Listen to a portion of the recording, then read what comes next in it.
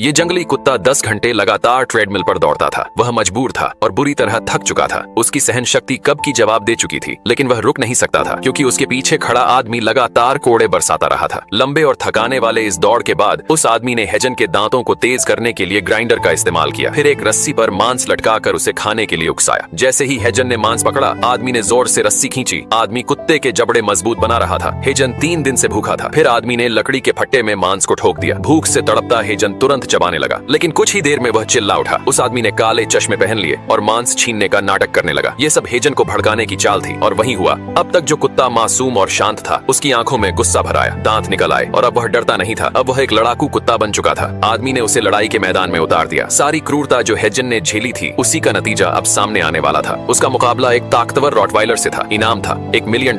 जैसे ही लड़ाई शुरू हुई, हेजन ने अपना सारा गुस्सा और दर्द उस कुत्ते पर उतार दिया। थोड़ी ही देर में रॉटवाइलर हार गया, पर जैसे ही हेजन ने उसे जमीन पर गिरा देखा, उसके भीतर अपराध बोध उमड़ पड़ा। उसे समझ नहीं आया कि वह इतना हिंसक कैसे बन गया। इसी बीच वहाँ बिजली चली गई। अंधेरे का फायदा उठाकर हेजन वहाँ से भाग निकला। अब वह किसी को नुकसान नहीं पहुँचाना चाहता था। हेजन उसी जगह पहुँचा जहाँ वो रहता था। उसकी एक दोस्त थी जिसका नाम व्हाइट था। व्हाइट ने एक बार हेजन की जान भी बचाई थी। उस रात हेजन सो नहीं पाया। व्हाइट जानती थी कि वह बहुत कुछ झेल चुका है, इसलिए उसने हेजन को गले लगाकर दिलासा दिया। अगले दिन नगर निगम के लोग आए और दोनों को पकड़कर आवारा कुत्तों के शरणालय ले गए। वहाँ हेजन ने इंसानों के हाथों व्हाइट की दर्दनाक मौत देखी। उसी पल से हेजन का दिल इंसानों से टूट गया। अब वह केवल एक चीज जानता था, व्हाइट की मौत का बदला लेना।